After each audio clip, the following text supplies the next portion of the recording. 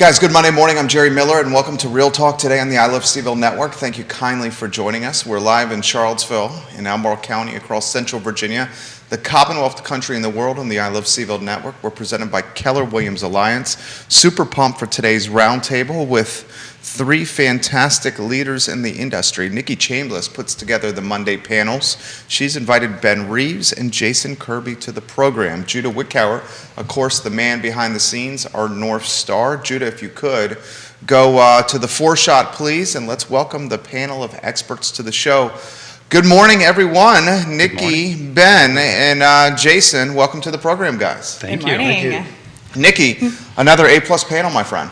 You know, when you're surrounded by great people, it's really easy to do.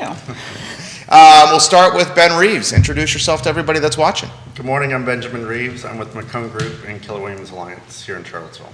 What is it about the business you like, man?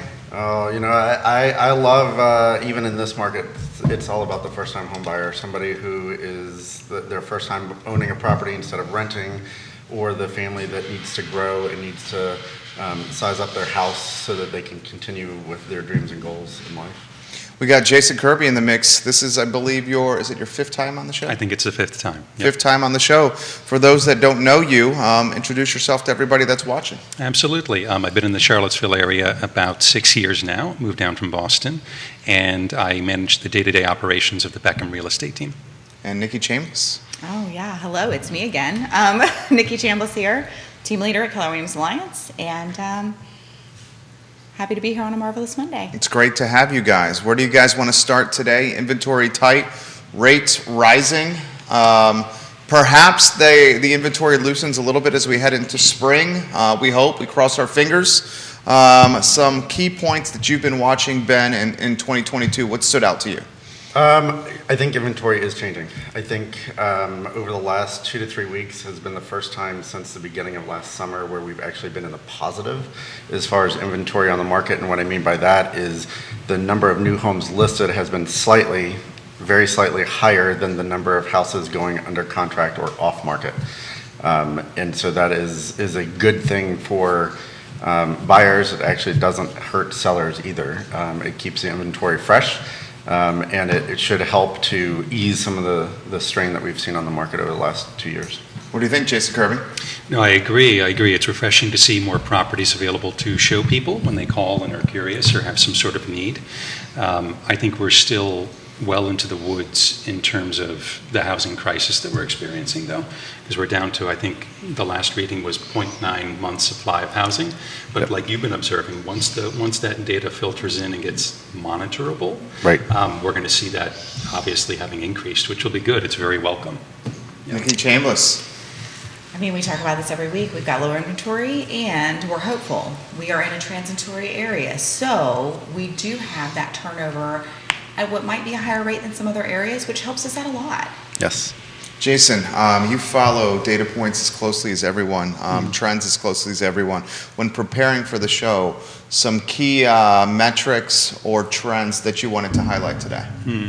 So we're still seeing I think the most the most challenging thing I think that we're still experiencing is that the sales price is statistically higher than the list price, which is really odd and unusual for people who are shopping for a home now that is either their first home and they're getting advice from people who bought a home 5 or 6 or 10 years ago, or people who have bought a home 5 or 6 or 10 years ago and are now out in the market to buy a home. Unless you talk to a home buyer who bought a home in the past 12 months, you really don't have a great sense for how competitive it is and how challenging it can be to navigate those waters. So when we're seeing homes sell for 1 or 2% over list, it's bizarre. It's very unusual. But I think the thing that most agents are talking to me about now isn't so much the shortage in inventory, it's the rising interest rates that we're experiencing. And then as business owners, it is the rising costs we're all experiencing across the board in running our businesses, in what our clients are experiencing at the gas pump. So it's there's definitely more pressure in the market. How's we'll get Ben in the mix here. How's the inflation talk, the rising rates talk, the rising taxes talk impacted you, your business, the conversations you've had with your buyers and your sellers? I'm sure it's something that's quite common for you. It is. Well, it's becoming the everyday conversation now. The interest rates, if you were approved, say, for a $300,000 house 2 months ago, if you have not been having constant conversations with your realtor and with your lender over what that payment is, you may not be qualified for that $300,000 house. It may be $275,000 or $250,000, or even if the lender approves you at $300,000 still, you may not be comfortable with that mortgage payment because it's gone up $500 or more a month. And when you start looking about or talking about inflation, gas prices goes first of mind, but it's also grocery prices. So when you add that extra payment, those few $100s to your mortgage payment every month, that drastically impacts your groceries and your gas and everything else that you're doing. So it is starting to have an impact on the market. I think eventually that will actually have an impact on the prices. I wouldn't necessarily say prices are going to come down, but you're not going to see potentially by mid-end of the summer the extreme escalation in prices over the asking price that we've been seeing. There will be houses that go over, but you will see that shrink closer to the asking price, and properties may be paused for a few extra days. We're not talking a week or two. We're still in that, when it lists that week, you're going to have to submit an offer that week. But right now, I think the nice properties that we see come on that are in the neighborhood, in the school zone that everybody wants, 24 hours is what you get. I think later this summer you'll have a few days, and I think prices won't escalate as high, but they're not going to come crashing down because of the market. Yeah, well, what I feel like I'm hearing you guys say is you need to be in touch with your lender, and really your lender needs to be in touch with you. Yes. So if you're not working with someone who is keeping you in the know on this and making sure you're educated on what's going on, that is a really important thing. It's also probably really important for people to, on a regular basis, reevaluate their personal budget, because that is changing. I would say at least quarterly right now, with prices being what they are. If you're trying to buy a home, reevaluate your budget on a regular basis. Mm-hmm. Are your expenses increasing, and at what rate? Yep. And how does that impact what you're comfortable with for your housing price? Yeah, well, and I'm sure you talk with your clients the same. You never want to be what we call house poor. If you're approved at $300,000, you don't want to necessarily buy at $300,000 because that will make budget in the future tight. Everybody wants to paint, everybody wants to put in a new floor, whatever. You want to make the house yours. When you're at the extreme max of your purchase power, that type of improvement becomes difficult. So you want to back down, and with the rising inflation, you want to back down from your max purchase price a little bit further, so you give yourself that buffer. And unfortunately, in a very tight market like it is at the moment, that's difficult to do. Most people are pushing up to that max purchase price. It's interesting to see because there are two aspects to this that I've been noticing and thinking about a lot lately. One is, a prudent buyer is going to say, let's say they're approved for a $500,000 home. They tend to be looking for $450,000, maybe closer to $4,000, because they understand they might be in a bidding war, right, and they don't want to be, like you said, house rich, cash poor. The other interesting thing is seeing clients who have maybe ample liquid resources going for a lower down payment, not because of the interest rates being so low. They're starting to get to be a little more normal historically. It's that they're holding back cash reserves to cover the gap between the appraised value and the sales price. So it's almost like an extra down payment in a way that they're kind of saving up for, because we're just seeing that more and more. Right. It's interesting. We have comments coming in fast and furious. You're a popular guy, Ben Reeves. Is it Renee La? Yes, Renee. Renee is watching. She's giving you some props. Very well spoken, Ben. Jeff Chuang watching the program, giving you guys some props as we speak. Questions are coming in. This is from Grayson, who watches our program routinely in the Belmont neighborhood. Please ask the panel if this has been the most challenging time for their businesses since they've gotten into real estate. You want to start with that one, Ben? That's a loaded question. I don't think it's the most challenging time. I do think it is a difficult time, and I think it is important to be able to pivot and stay with the market. If your realtor is not on top of everything related to real estate, zoning, bike lanes, bus lanes, transportation, internet, then it's not so good. It is more challenging to stay on top of those types of things. Everything is changing so quickly now with inflation and with interest rates that I wrote an offer last weekend, but the interest rates have gone up, so that's changed our purchase price. It's changed the way I need to write a contract. It changes all of that. 2 years ago, in the middle of the pandemic, when house prices were on the same, it was kind of a standard contract. You had escalation prices, you knew what the interest rate was, you pumped out information, and you wheeled and dealed and negotiated on the fine details of a house and the location and the commute and the possibility, the dream scenario of what you want to make the property. Now the focus is more on the minute details of the contract. Yeah, I think it is an incredibly challenging time as an agent. I was in the industry during the market crash and the Great Recession. That was hands down the most challenging professional experience I've ever had. This doesn't quite compare to that, but I was also a business owner and I was in the industry, but not as a practicing agent. Right now, like Ben has touched on, the market is such, there are opportunities out there, but the challenge is making sure you're giving the best advice so people are making the best decisions, and these are not easy decisions. So conversations are usually more of the difficult kind, we would call them, and they take longer. Yes. Yeah, for sure. Yeah. And there's not a one-size-fits-all answer for anyone. Never. It Never. does not exist. Yeah. It didn't exist before, but really now there just isn't a way to say a blanket statement and have it hold true for everyone because it's so specific now. Well, and you even touched earlier, is you get advice from parents and from friends and family that bought a house 3, 4, 5, 10 years ago.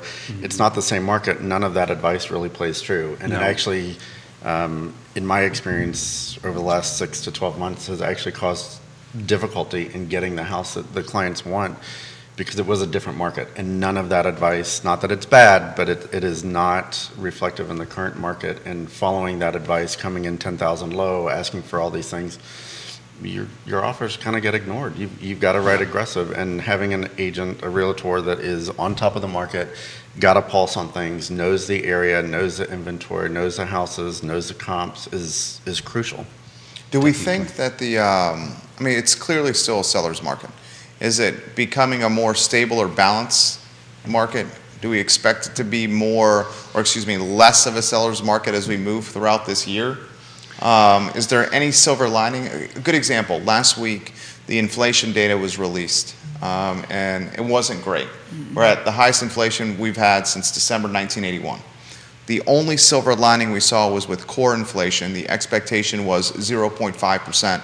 It checked in at 0.3%. Core inflation does not take into account gas and groceries, so it's not a data point that really impacts us because we need gas in our cars and groceries to feed our family. But there was some silver lining that potentially inflation had reached its peak in March, we hope. Is there any similar glimmer or silver lining we can find in the real estate market that we can cling to or potentially follow throughout the rest of this year? I think, there was a survey went out, and they found that 24% of consumers believed it was a good time to buy a home. And that's a record low. Now, granted, they didn't start measuring these things since they started in 2010, right? So it's limited. But I think part of what we need in our industry is we do need more buyers to ease off, I think, and we need a little less competition. What the survey really doesn't touch on is how many of those people are actually out shopping for a home right now, right? So of that 24%, that's fine, but the folks that are out there are ones that actually do need to move. They do need to buy a home, and I think so long as those are highly motivated folks, then they have good chances of getting a home. If we can have some of the normal buyer pool that usually is just out to look at something better, wondering if there's something better out there, I think a lot of those have kind of just gone on pause. And that could have fueled some of these 10, 20, 30 offers we were getting on a given property. So if we can have a little bit of a cooling off in buyer demand, then absolutely we can turn a corner. We can start to have some of this inventory that Ben touched on grow a little bit more. Interest rates are having a huge impact on that, as is inflation. So eventually, in a normal world, the way economics works, this is supposed to change our market. We should have greater supply in the future. You want to answer that? Yeah, well, I agree with everything that you said. I think the other thing that we may start to see, and I say may because I think it's really kind of too early in this inflation and the rising house interest rates, but I think what we could potentially see by middle end of the year is more of a neutral market, because just like Jason said, you're going to have some buyers back off and pull out. House prices aren't going to come crashing down. They're not going to have the escalations as high. So more in a neutral market, some houses may go slightly under asking, some may go slightly over, but it's going to be kind of around that asking point. Whereas last year we were seeing houses commonly go for 10, 15, 20,000. I had a house that went 100,000 over asking price. I don't think that that's realistic in this market. We asked this question to all our panelists, certainly for you, Ben. How many deals are you doing where it's been an all-cash buyer? How many deals where you're doing, and it could be back of the napkin. I know I don't expect you to have the exact number, but all-cash buyer, how many deals have you done where it's the buyer has had to bring cash to the table to make up some difference? And how many deals have you done where it's the first-time home buyer just really has had not the best chance in this market because of the metrics we've outlined? All cash or somebody bringing cash to the table to make up an appraisal gap. Yeah. I'd say it's probably about 25% of the deals over the last year. That's a lot. It's a lot, and it is very high compared to normal. More cash buyers, more people that are willing to pull money out of savings to put an extra 25, 50, 100,000 down so that that interest rate is offset. That is dropping off because of interest rates and stuff. So unless it is 100% cash, people, investors and stuff are pulling back from the market with the high interest rates. It makes turning that profit a little bit more difficult for them. So for me personally, that is slowing down. What I will say is in this market, especially with the high interest rates, asking a seller to pay closing costs is not really an option. Sellers are not willing to do that. So everybody really has to cover their closing costs. So that's an extra $5,000, $10,000 cash out of pocket that is not part of your loan. So that becomes even more difficult when you do go up to that max purchase price. To your having that pinnacle. free funds. Yeah. Yep. Nikki Absolutely. Chambless. Well, so what I want to know is, what are you guys doing to make this work, right? We're talking about that it's challenging, and it Right. is. There's no denying that. And it's not necessarily going to get easier because we can't magically wave a wand and make inventory appear. Right. Y'all figure that out, please let me know. So what are you doing to make this work? What is the way that you're helping people, that people are finding creative solutions, or maybe it's just the basics? What's happening? I think it begins with really good conversations and education from the outset. So as agents, we should be doing buyer consultations with folks before they go out to look for a home. And not only are we really talking about what kind of home they want or why they're actually looking to buy in this market at this time, but we're also looking to explain to them what a winning offer looks like. And so I have a lot of these conversations with clients, and there's a chunk of them that say, thanks for the information, I'm going to call you next year, I promise. And so they realize now, okay, this is not a market we want to dive into. We don't need it that badly. But this is very helpful for the clients I work with who absolutely have a need that is timely. Yeah. And so when we go out and we look at a home, I've been fortunate in that almost all of my clients have been able to get the home they picked. But it began at the table talking an awful lot with them about that before we even looked at a home, because I wanted them to feel prepared. So when they did find that home, they felt armed and ready. Are you Nice. are you taking your buyers to more houses than normal for them to look at and consider and view or write offers, or are you still? I'm not. There just aren't enough to go look at and draw comparisons. I feel good if there are 3 potential properties, and I wish there were more, and we would go look at more. But realistically, if I have a client come to town, I feel lucky if we've got 3 lined up that legitimately serve their needs. And there might be one that they're just curious about, and we go check out. Right. And I think it's always good for someone to be able to say yes to something. They have to be able to say no to some stuff. And if I've ever had a client pick the first home, it's weird. I think it's odd, and it's happened, but Yeah. I also don't totally trust the decision. I Yeah. want us to go look at some things Yes. you don't like before you know. Yep. this is the one that you actually do like? Yeah, I would say that my buyers that are in the urban area are lucky if they have 3 or 4 houses, and we usually end up. You're talking city of Charlottesville. Urban. So Okay. even the urban loop of Albemarle County, Okay. Waynesboro, Stanton, anything in a proper urban development. We have usually, I've been having a handful of properties that we look at, and we usually write a really aggressive offer on one and go for it.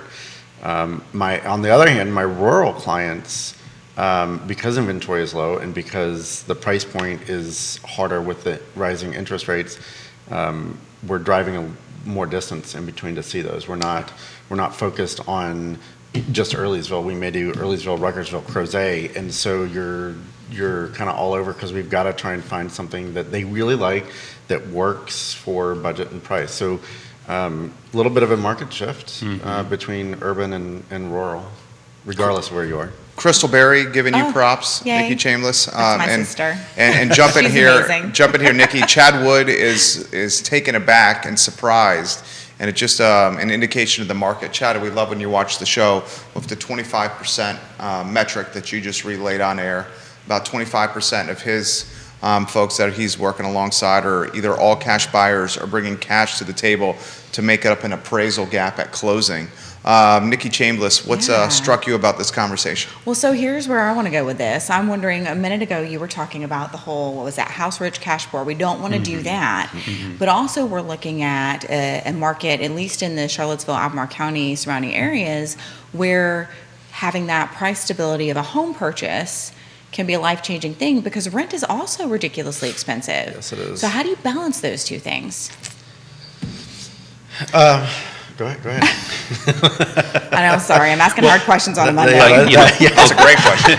I'll go back to that survey too to kind of put that in context. So with 24% of people thinking it's a good time to buy means we've got a significant number, 76% that think it's a bad time to buy. But what we come back to is what are the alternatives? And in many cases, you would think, all right, they're going to go to the alternative. The alternative is even more expensive, right? Rents are rising, and they're not fixed in place, much like your mortgage will be. Yes. So I think that what's refreshing to see for me is that while my number in terms of people bringing to cover appraisal gap or bringing cash is in excess of a quarter, it might be closer to a half. And I think, though, in many of these cases, I'm still working with a lot of first-time home buyers, and that's refreshing to see because they're thinking long-term. Yes. And part of the conversation, I think, Nikki, is when we're talking to an initial buyer in our first meeting is I want to know, how long are you going to be in this home, right? If we're talking about something you want to own for a year, that's an interesting, we would talk differently than if you're like, hey, it's going to be as long as we can live there. It might be 10 years, might be more. And I think for folks like that, they look at this market, they put it in context, and it's a different equation. It's not as scary. And I think you're right. If you're buying a house for fun, now is probably not the market to be doing that in. If you're buying a house because I want to get out of renting, if I want to grow my family, I need to relocate for a job, I now work remotely from home most of the time, I need an office space that's not on my couch in the living room. Right. Now is a good time. Yes, the interest rates can be a little scary. They're higher now than they've been over the last 2, 3, 5 years, decade, but it's not the highest it's been. The 1980s was 12, 14, 15+% on your mortgage payment. That was not fun. I don't think we're getting back there. It's just higher than it's been.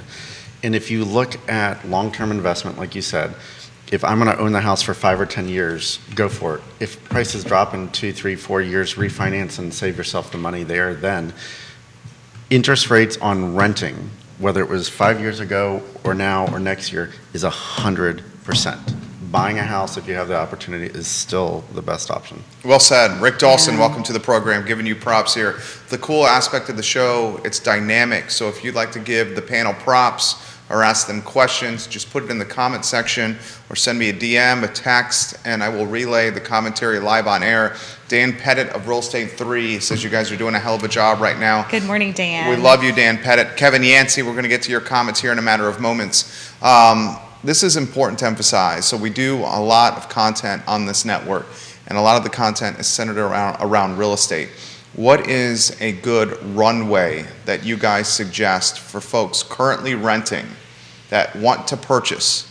Oftentimes, they're waiting to the last quarter, 90 days before their lease runs out, before jumping in the game to buy something.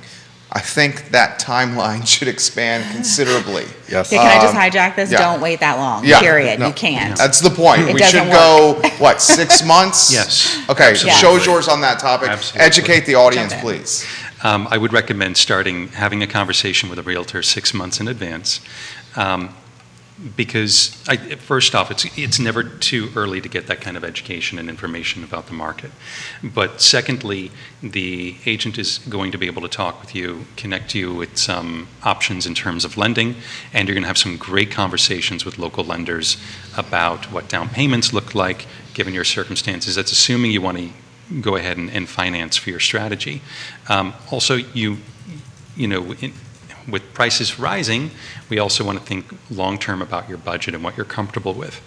And when you look at the rates, you might want to buy down an interest rate, which can involve some extra costs. And it gives you more, like you said, Jerry, runway to save up the cash reserves to go ahead and do this in comfort.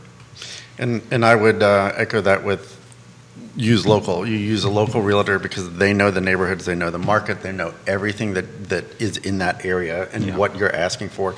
And in turn with that, use a local lender because they have Definitely. local programs that can help you out. They know where things are going. They know what's going on.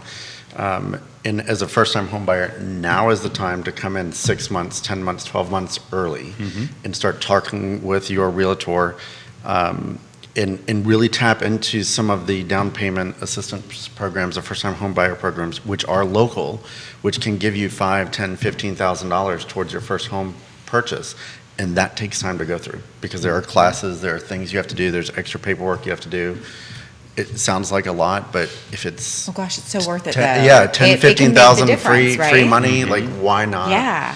And you cannot rush through that. You cannot do it the last minute. So 6 months ahead of time, you've got to be doing that. Talk to your employer. There are a lot of employers out here that are trying to help keep their workforce local. So they are offering down payment assistance or closing cost Oh, neat. assistance programs, but that also takes time. So talk to them and say, hey, it's either I have to leave because it's too long of a commute or I need a little bit of help. A lot of employers will toss in a little bit extra money, but you need time to talk to them and they need time to go through stuff or fill out their paperwork or whatever it is. So take advantage of that. Absolutely take advantage of that. Well, and there are all sorts of creative ways to take a look at this too, right? Because we're talking about finances versus not, debt to income ratio. It really wasn't part of the conversation yet, but I'm bringing that in real quick. Yep. Because when you're looking at monies, let's say you sell a house and you have extra funds and you're trying to figure out where to redirect those, is an all cash offer stronger? Or what do you need to do? You sit down and you talk with that local lender. Do you need to pull funds from some sort of a savings account that you've had? Are there options for that? Because often there are, and that local lender is going to know. They're going to know what your options are. They're going to sit down and look at your specific situation and be able to say, hey, here are some suggestions. It's up to you what you want to do, but having that extra knowledge and realizing that there really are more options out there can be crazy helpful. Absolutely. Yeah. Comments coming in fast and furious, guys. Jason, Kirby, Ben Reeves, and Nikki Chambless. You guys are getting props for a number of viewers and listeners. Steve Hargett says 7% when I got into this industry some 20 years ago. Steve, I mentioned that comment live on air. Still historically low, guys, rates. Yeah, that's It's still all cheap about money. perspective, especially for those. We're all relatively the same age here, and we all probably have parents who jumped in the mid to high teens at one time when purchasing a house. So still historically low. And to Ben's point, rentals, the rates are going up 13, 14% year over year. One of mine at the villas at Southern Ridge went from legitimately $14.95 to $18.75 year over year, and it's still under rented. There is a waiting list for people to get in right there. So consider that when making this decision. I want to throw this to you guys about new construction. Still, we're not seeing new construction keep up with demand in this market. We know that's tied to jurisdictional red tape. We know that 24% on average of the cost of a new rooftop, a new house is red tape, permitting and paperwork, and not bricks and drywall and appliances here. It's and Ben, I'll throw it to you. It's a collision of so many things: interest rates, the demand that's associated with UVA, more students coming to UVA this fall, a lack of inventory and construction. The quality of life is absolutely amazing here. Taxes going up, all these things colliding at once. Give some insight or perspective into the new construction piece and what you've seen with your business. I've seen a lot of clients lean towards new construction. They can get what they want. They can kind of design, customize it. At the same time, I've had some clients pull out of new construction. I've had 2 clients in the last couple months that have had new construction under contract.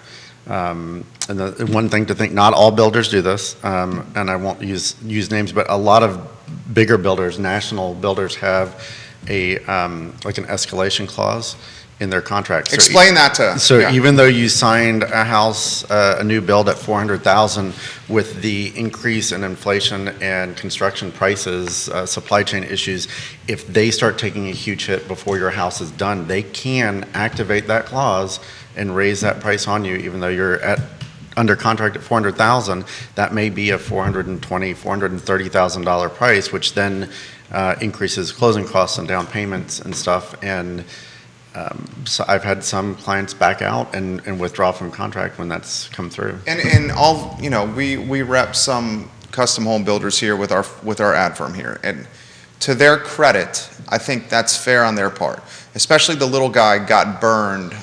The local little guys got burned because they didn't have these clauses in contracts, and when cost of goods like lumber went up, they took a bath. Right. So they learned from early in the pandemic, especially with lumber when it rose through the roof. I mean, labor is as expensive as it's ever been right now, the subs. So they're having to protect themselves a little bit. Right, and so you are, with inflation, you're seeing new construction home building prices go up a little bit higher than I think what people originally thought. Because for a new construction, they have all of the pieces of inflation. They have gas, they have construction, they have subcontractors, they have the supply chain issues. A resale doesn't quite have that. So, Well said. So you're seeing 2 different markets. Not that one is bad versus the other or anything like that. It's just they are different, and that's something you have to stay on top of. There are some jurisdictions in our region that we work in that have a lot more political red tape when it comes to new construction, and that has drastically slowed down some of that permitting process. Some are doing better than others. All of them are making steps to improve and ease that congestion. We hope. But some are definitely better than others, and you'll see construction build faster there than in other jurisdictions, and that's why. Jason, I'm curious of your take on this. And the interesting part about the new construction piece is as inflation is impacting a home, new construction coming to market, and he outlined it well. Mm-hmm. Cost of goods and labor, heck, the dirt is more expensive than ever. Yeah. And that's a huge piece. That's also driving values of existing construction up. Yeah. I saw that in our neighborhood in the Keswick area when Stanley Martin came in and built some brand new beautiful homes that were 2,300 square feet. The homes that were existing construction that were 5,000 square feet were floating up. Yeah, with absolutely. new construction prices. Shows yours on that topic. So, when we think about it, part of this, there's a few different factors I think at play. I've had more and more clients gravitate toward new construction simply because they don't want to compete in the resale market, and I don't blame them at all. And we have a lot of builders that provide great products. But when we look at the rising prices, it isn't going in the builders' pockets. It is a lot of costs on their end that they completely out of their control, rising costs of labor. And, part of the housing crisis in this country is due to land use regulation and zoning restrictions that have become a huge fad across the country over the past 10, 15 years. And now we are kind of paying the price for that. Yes. And it happens to be occurring when we have rising inflation and a pandemic, and all these other horrible, terrifying things in isolation are all occurring at once and hitting us hard. I know there are builders that are, when you compare to their production last year to next year, are doubling their product. It's still not enough. Yeah. It's still not enough. And it won't be the horse that rides to our rescue. It has to be a change in the resale market for sure. But I've seen there's a lot of pressure on buyers in terms of whether it's the rising costs, like Ben had pointed out, or the rising interest rates. I had a client experience an entire point jump between when we went under contract and when we were going to close on the home for their rate lock. And the next thing around the corner is, in terms of the subs, like you pointed out, Jerry, that is an aging workforce, and a lot of them are going to be retiring very soon, and there is no one to take their place out there. No, but you brought up an interesting part that I want to point out.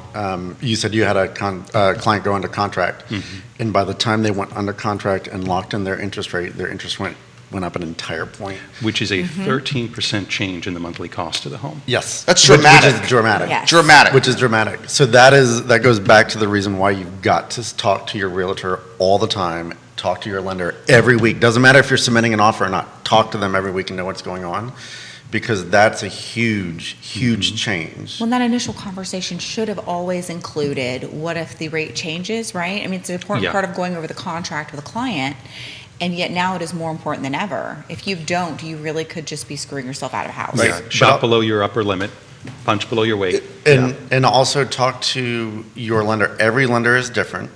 They all have different programs.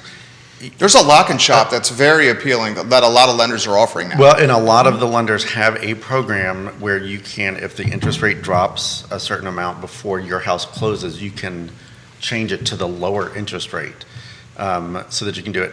Typically, more than once, you have to pay for that second adjustment, but it is important to know that. And it's very important with supply chain issues, new construction dilemmas, the political red tape, that you know when your interest rate expires. And I would say this, and I'll throw it back to you guys. I don't think there's probably a more critical time for clients to hire or to partner with realtors with new construction than right now. Because Absolutely. a lot of folks say, oh, maybe I don't. That's absolutely wrong thinking, especially in this inflationary climate, because you guys can be the North Star that help navigate all these data points changing, and they're changing weekly. I would say your val prop for new construction and pushing those deals to the finish line is more critical now than it's ever been. Definitely. Absolutely. Even when it comes to selections, typically my clients will tell me in advance, Jason, I don't want to go over this much. And I'm there with the selection process, helping guide them, making sure if it's an elbow or a kick under the table, you do what it takes. And it's, when you're buying and designing a home, it's important to get what you want. Yes. Yeah. But it's also important to have a market expert there that's like, you're outpricing. That is so expensive to do, you're going to lose money in the long run. Yeah. Because if you resell in 10 years, that's outdated. Right. And you're already like at the extreme max of that tile backsplash. Yeah. It's not going to be pop. Why go into it? I know you love Don't it. go with the red route. Why? Don't do that one. It's not worth it. There are things where you can do when you're renovating a home or doing new construction where you can outprice the market with upgrades. Not necessarily the foundation and design of the house, but the upgrades you can outprice yourself, and you'll never recover that thing. Yeah. Well, and it's really important to have someone there with you with that new build that represents you, right? Because otherwise you're the only one there looking out for your interests. And as a buyer buying a new build, usually you're not doing this every day. And your agent is the only fiduciary in the process. Exactly. They're the only party that's going to put your interests ahead of anyone else's. No one else has that obligation to you. No, Yes. And it's also important to note that it does not cost you as a buyer going into new construction. It does not cost It's you more priced money. in. Yeah, Exactly. It does not cost you money Yeah. to have somebody in your corner that's advising you and helping you understand the contracts and the process and the upgrades and everything else. It's a free service, so why not use it? Well, and the times that it does cost someone to have a realtor, it pays, It's still very worth yes. it. right? Because I've had a scenario where I helped a buyer buy from a FSBO, or what we like to call an unrepresented seller, because that's For what sale that by is, owner, right? FSBO. Yeah. And she was happy to pay part of my commission because the seller was not willing to, and it ended up being the best win-win I've ever worked out. Yep. It was an amazing transaction, and it was a lot of extra work because of that unrepresented seller. Sure. And thankfully, this particular seller was reasonable and rational and wonderful to work with, right? And sometimes these things can get so emotional that that's really challenging to do. And my buyer loves her house she's in. It's perfect. Yep. Good. It's great. You got comments coming in fast and furious, guys. Let's get to Steve's comment. A new construction extended lock where you already have identified the property via full address is offered by many lenders. Lock and shop, if you have yet to identify a property. So he's in the lending business, I believe, and he's offering some clarity on that. Thank you for those comments, Steve. This is coming from Kevin Higgins for the panel. We've dubbed him the King of Greenwood for his participation. And Paul McArcher of Avenue, we'll get to your comments here in a matter of moments. But first, Kevin says, for the panel, do you think UVA, the University of Virginia, will soon play a bigger role in home purchases and sales and the recruitment of talent to the university? State Farm has a model you most likely know about that's similar to this. Man, can you imagine if the University of Virginia is getting into home buying and selling for talent, for its professor talent? We do know that UVA is admitting more students than ever before this fall, and they're hiring more staff than ever before this fall to service the students they're admitting. We also know, and I try to emphasize this on the show all the time, the $125 million data science school is close to opening on Ivy Road, and this is a school that's going to be a world-class school on Ivy Road that is going to impact the housing ecosystem. So if UVA is trying to attract, and I'll throw it to you, attract professor talent or employee talent to service the students, are they going to start, or could they start, or what if they start offering incentive packages where it's down payment assistance? We own this bevy of homes that you can rent from us till you can accrue wealth to buy a home. That would really change things around here. So, yes, there are multiple parts to that question. As far as I'm owning homes to rent out short-term or buy and sell, no, I don't think so. UVA is still a public school, so all of that money, most of that money is tax-based. It's state money. They get donations. They can do what they want with some of those donations, and they can be earmarked for things. But I think that would actually end up costing them a lot more. I think what you could possibly see is the down payment assistance, or even just a signing bonus for $10,000, $20,000, $30,000, $40,000 for those new professors that they need to recruit in. It pays for the moving company from across the country or internationally, and it could also assist with that down payment assistance. But I think as far as actually getting into the real estate business, I don't think so. I think it's from their standpoint, I think it's risky. It's also going to cost. They're going to have to hire so much more to do that aspect of it. The easier, cleaner way is to give a signing bonus, write an extra $30,000 check for your first month's paycheck, and there, whatever you need to use it for to relocate and come here is up to you. And that will impact things. But again, we go back to the inventory, and they can do all that they want to bring in people, but if we don't actually physically have the houses, having down payment assistance isn't necessarily going to support that growth. Chris is giving you some props right now. We love you on the show, Chris. Chris is great. What are your thoughts on this topic, Jason Kirby? I completely agree with Ben. It is probably easier for UVA to throw money at the issue. And really what we have, and unfortunately, there are probably quite a few employers in our area looking to attract outside talent who don't have as deep a pockets to throw money at this issue. But we have rising living costs, including housing costs, and it's going to be harder and harder to attract good talent to this market because of that problem, unless you expect your professor to drive an hour. And that's probably not going to happen. Yeah, that's not going to happen. Right? It's not going to happen. So Right. This is just a natural market thing, and I'm not surprised to see them contemplating it at all. Well said. Nikki, you want to add to this? Oh gosh, I don't even know where to begin, because my brain goes to that larger picture of realizing how important it is that as a community, whether you're UVA or NGIC or whatever you are, that we work together to try to find some real solutions, some real steps that we can take to help with this, right? Because that's how, I mean, together as an impactful group of a city, a county, that's where we make those differences, right? So some of this red tape, if we can start trying to figure out a way to, in a very positive way, remove some of that so that we can build some more houses, that'll make a difference for all of these other pieces, right? That whole domino effect. And So, it's not an unseen thing either. Many corporations have had relocation departments or Mm-hmm. outsourced relocation agencies that just handle properties. It's just to see it on the buying end is interesting. Yeah. Yes. Well, and in northern Albemarle and even Greene County, the Ruckersville area, you're seeing a market that is also very heavily influenced by NGIC and the military, the contractors and stuff. And they do a lot of the times get some type of moving assistance bonus program. But a lot of those houses are snatched up very quickly because people want close proximity to where they work, 15-minute commute, especially those that are coming out of much more larger markets, major cities, DC, where 5-mile drive is 30 minutes. They Yes. want to be Sure. close. They just Yeah. don't want to deal with the traffic anymore. So you've got some competing influence between those types of things, but what is becoming more common is a relocation or a signing bonus incentive package. Yeah. Paul MacArthur Avenue, this for the panel. There are some protections for the rate rising and the finance contingency portion of the contract that many realtors ignore or leave blank. Another reason to have a realtor that understands the contract and can explain it to you. Anyone want to add to that? There is, in the resale contract, there's a rate cap in the financing contingency. And a lot of agents, because I represent sellers and purchasers, a surprising amount of agents leave that field blank. And it is not a good idea. Even when rates were 2 or 3%, what if there was some odd shock to the system during that wonderful time we all Okay. had? And your client was priced out of the house, and now their earnest money deposit could be at risk. Right. And another reason to work with a local realtor and a Yeah. local lender.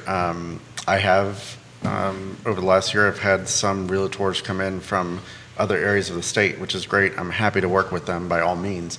But their contracts that they submit to us to buy our listings, because they're not in our area, are completely different contracts. They're not the same contract we have.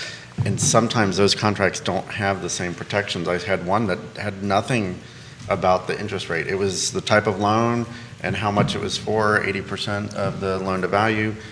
Doesn't matter if it was a 3% or a 5%, they're stuck. There's no way to back out unless all of a sudden they lose the financing approval from their lender. But just because the interest rate went up, you're stuck with it. If your lender says you can afford it, that's it. So our contracts in this area have that protections built in for you, which is If it's taken advantage of. if it's taken advantage Yes. of, Right, which exactly. I do, and Yep. I've seen your contracts. I Yep. know you do.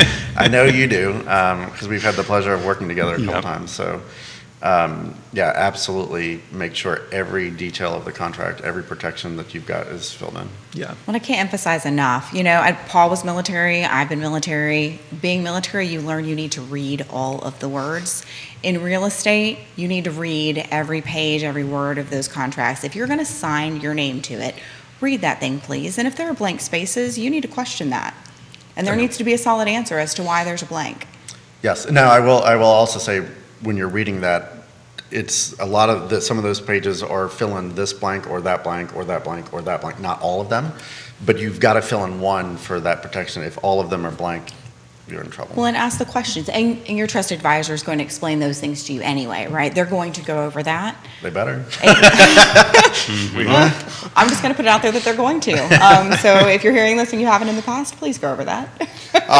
Mary is family of yours. Is that Yes, mom right yes. there? She loves you. She's giving you props. Kathleen McCone, She has to. She's his giving you mom. props over here. My boss, yeah, thanks. She's watching you. Again, she Clean's has wonderful. to. She's Yep. his boss. Pressure's on now. Stanton is in the mix. John Blair, hello, welcome to the program. Michael Sandercock is watching, the general manager of the Blackbird Inn and Conference Center. He's enjoying the conversation. Questions I want to fire at you guys personally. How is the Zoomtown moniker the area is now embracing, impacting what you do? I often reference the folks across the street from me who sold a McLean townhome for $1.4 million. It was not super huge.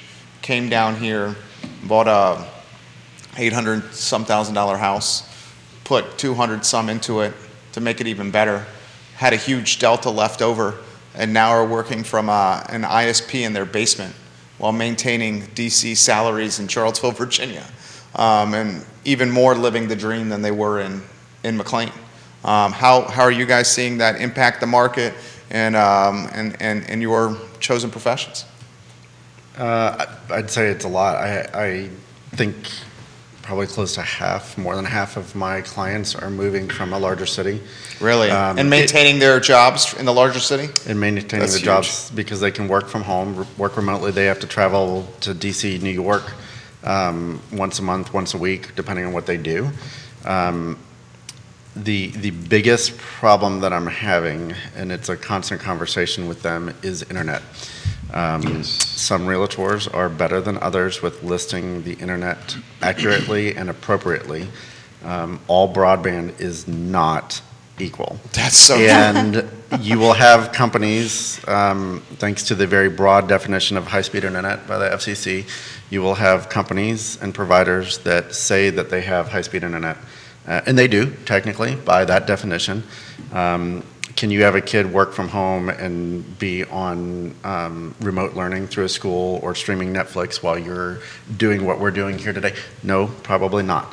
And you need to know what that difference is, or you need to have your realtor know that difference, because I will have clients from DC that say, hey, I'm moving, I want to be out of the area, I want a weekend home where I can get away from this hustle and bustle and come work.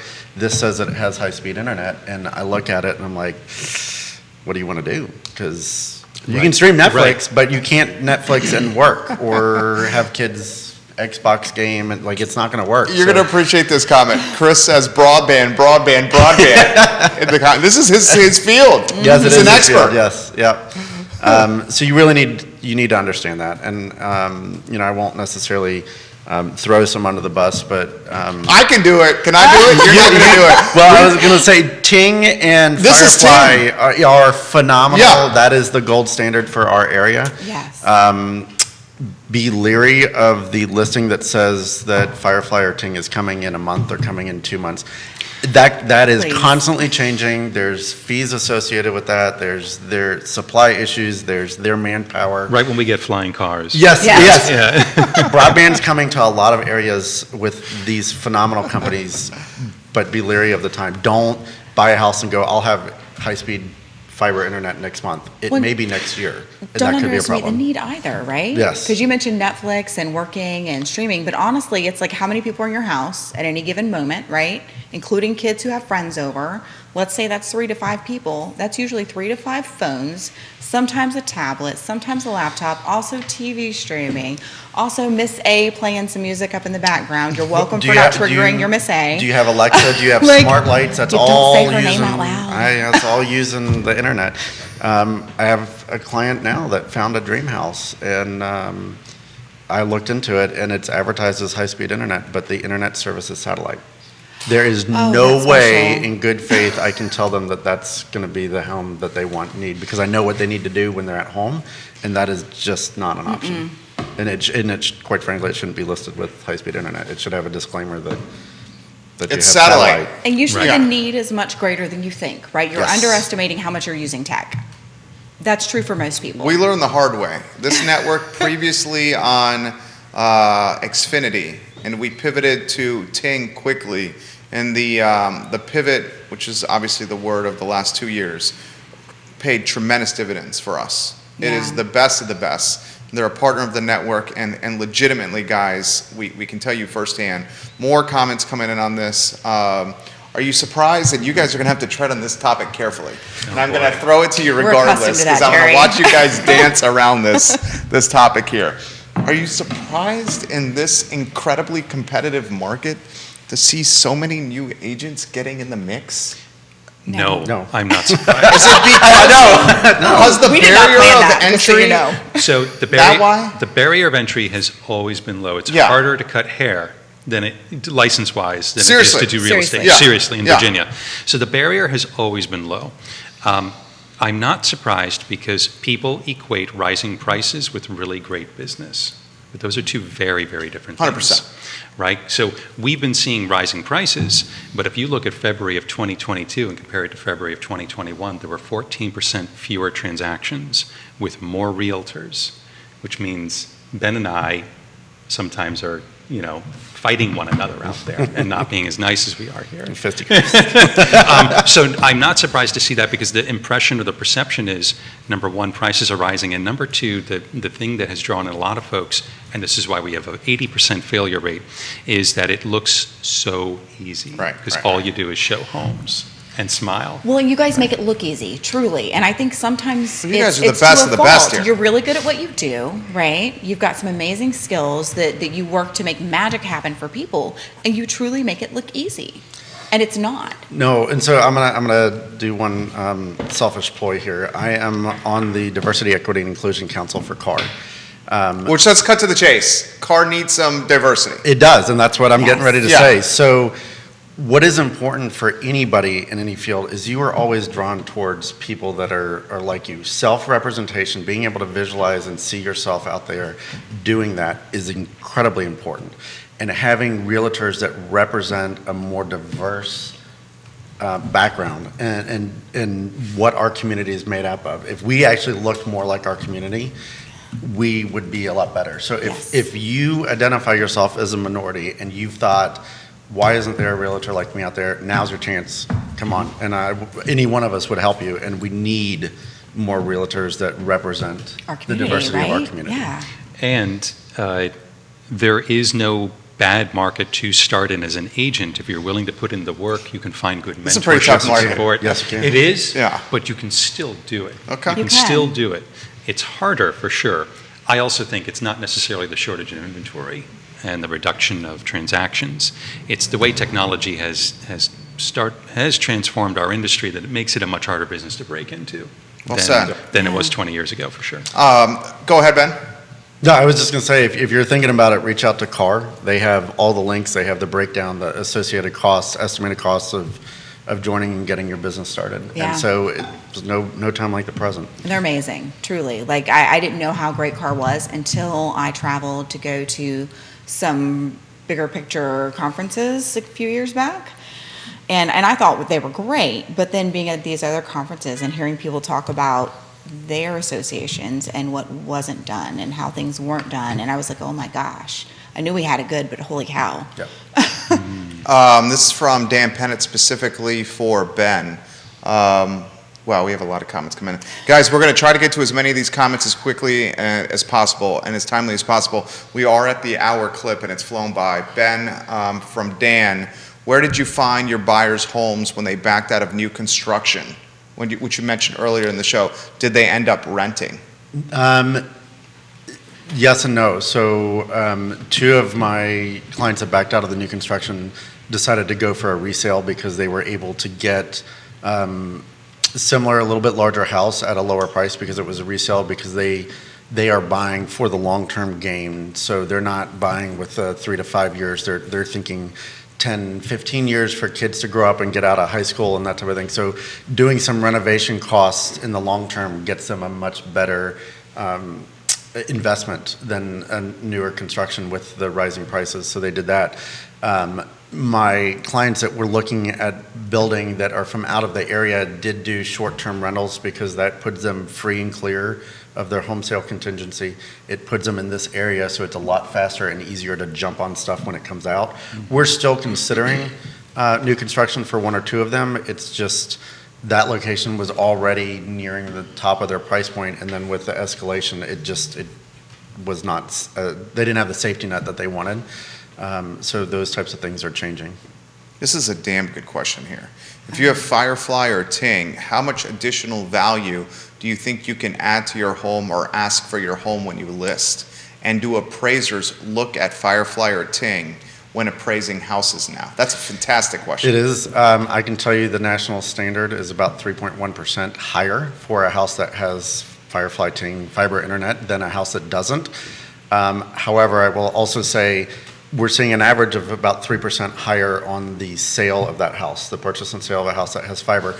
However, a house that doesn't, that maybe just has satellite internet, is not only selling for less than the 3%, they're having difficulty selling.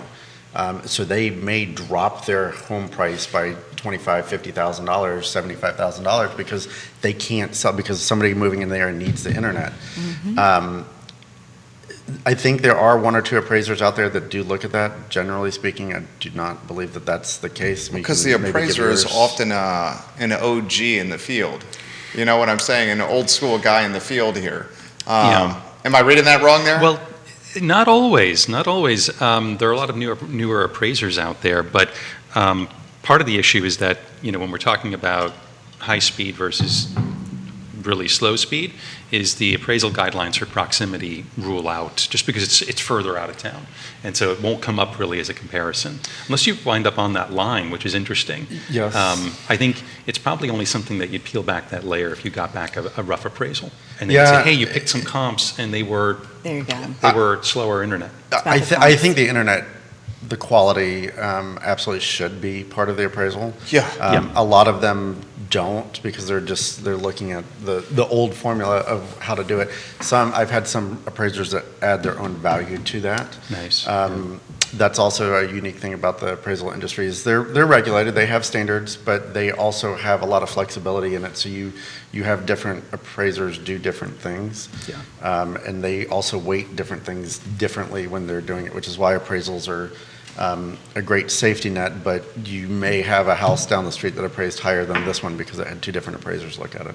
Yeah. Well, this is where it's really important as a realtor to be involved in that too. I have not, and I know I've heard stories of it existing, but I've never had I've never had an experience with an appraiser where they were not willing to have a conversation with me, where I was not able to share the information that I had to share. And sometimes it was really impactful, because sometimes when they're pulling comps, there's a lot that you can't see, whether it's because there are less pictures once that house is sold, or maybe it's just something that those pictures make a home look completely different than what we've seen, because we're in and out of those houses all the time. So that's very impactful. You have to have a realtor who's engaged and who knows their stuff. How about two more guys? We'll fire at you, and we're going to get literally to as many as possible here. We had a realtor at this table about, 8 or 9 days ago say $1 million is not the luxury price point anymore. Where in years past, $1 million and up was luxury. And that $1 million and up now is no longer considered the luxury price point. What is now in 2022 the luxury price point? And then the second part of the question is that price point, whatever it is, getting softer with rates rising? You want to start with that, Ben? Thanks. I would agree. I don't know if I have a price point that I would draw a line in the sand and say this is luxury and this is not. Personally, we treat our houses that are over 800 as luxury, but that's personal. That's the team. I think when you're looking at the standard, you've got beautiful homes built by Southern Homes, Stanley Martin, Craig Builders, and 2 years ago they were at 700,000 and 800,000. Now they're at a million plus.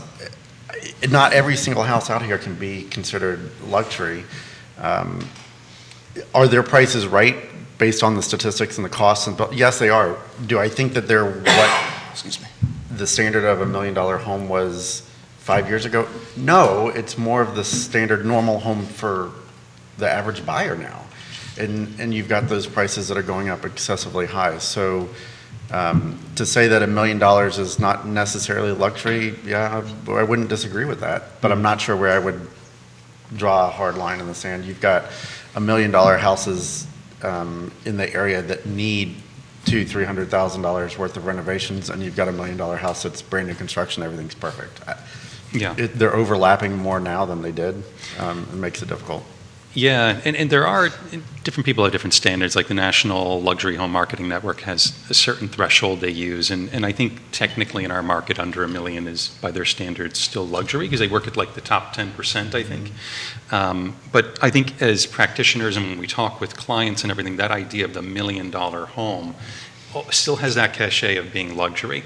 But I've walked in plenty of homes in excess of $1 million that need a lot of work or are kind of sad or neglected. And I've been in homes that are $1 million that kind of feel like what a regular home felt like 4 or 5 years ago. Yep, right. And that's shocking some clients. I had one client, we were at a home, and it was for $1 million. And we go up to the front door, he's like, that's not a door for $1 million home. That's just a regular front door. And it's interesting because he's 100% right. It was kind of just a regular house. So I don't know where that threshold is, but yeah, I think definitely the lines have blurred. To your question as to whether that's softening, we just haven't seen it. But like all things, I'm sure it'll adjust. Yeah. Yeah. So what other questions do we have from our Last wonderful one. viewers? Yeah. Here's the last one. The out-of-market realtor impact on the industry. What are you guys seeing? I mean, probably more than ever. Yes, yeah, a lot of agents from Northern Virginia are working down in our market. And I think just the initial thing is we have to be able to try to speak the same language, and we speak through contract. So in my opinion, if you're hunting in our territory, you're going to use our contract. And if I get an offer on a Northern Virginia contract and it's acceptable or we're going to do business, I'm going to let them know, hey, we're going to transfer this over to our local paperwork. That way, I sure know what's going on. And since you're doing the drive, you can also do the reading and figure out where we're coming from. I think it's just risky I like that. Wow, Jason and if Kirby. Jason flexing right here. But also, if I were going up into their area, Oh, sure. I would do the same thing. I would learn their contract right on their contract. I think if so long as we can, when I work with agents and talk to them, the disagreements and the challenges with out-of-area agents is that we're not speaking the same language. We're not working on a contract that's commonly understood. Yes, and I'm okay with that. If I have a house that's listed and they come from out of the area and send me a different contract, I pretty much do the same thing you just said, and I'm happy to do that. I will say for the sellers that are local in our area, be careful using a realtor that is not in this area to list and sell your home. I've run into that more often than not lately, and that causes a lot of problems. It doesn't show up for the buyers the same way. You don't get the exposure. They're not used to all of the contracts that they're being flooded with because every agent in this area is using the same contract that they're not comfortable, they're not used to. And I, the other day, wrote a very strong offer for a client, and we lost because simply quoting without using names from the listing agent, they didn't understand the contract and they interpreted things differently. Caused my client to lose, but it also caused their seller to lose because through educating and following up with the realtor, I found out that ours was actually higher in price. We offered more. It was a solid contract. They just didn't understand it. And Yeah. you do not want to be in that situation. I think that just because MLSs are kind of crossing over and there's information sharing going on, I think quite a few of the agents I've encountered that have driven a long ways have realized this isn't the same thing. It may not be worth it. It's far better to find a good agent in that market and refer the business to them and have the client served really well by a local expert. Yeah. So if you've got friends or family in real estate, they have access to all of the data on realtors in your local area. They can connect you with a phenomenal local realtor that'll take good care of you and for me, I don't want to speak for everybody. Refer me from your friend or family that's in state or out of state. I'll stay in touch and I'll keep them looped in as much as they want to be so that they can help give you some feedback on the back end of it as well. You're not cutting them out, but it is giving you a stronger offer and a stronger selling point. Nope, my brother Nikki? and sister-in-law are closing on a house that they're selling in Michigan right now with someone that I went through. I think I interviewed, probably 5 to 9 agents in their area before I found the one that I was like, oh, this person is outstanding. Interview them and let me know what you think. And she and her team have been amazing this entire time for them. And I love getting that feedback and hearing how amazing they are. But it's worth it. Great show, guys. Thank you. Killed it. Thank you. Seriously. Jason Kirby, Ben Reeves, Nikki Chambless, Monday here on the I Love CVille Network, Real Talk, presented by Keller Williams Alliance. I think you guys really enjoyed the show. We got to as many comments as possible. The engagement off the charts, per usual. You see what we're trying to do? We're trying to take a topic that can be somewhat arduous and making it approachable and easier to understand by putting the content on every social platform known to mankind. For Judah Wickower, our director, my name is Jerry Miller. The I Love CVille show is up in 1 hour on a Monday across the globe, guys. Thank you kindly for joining us. Take care.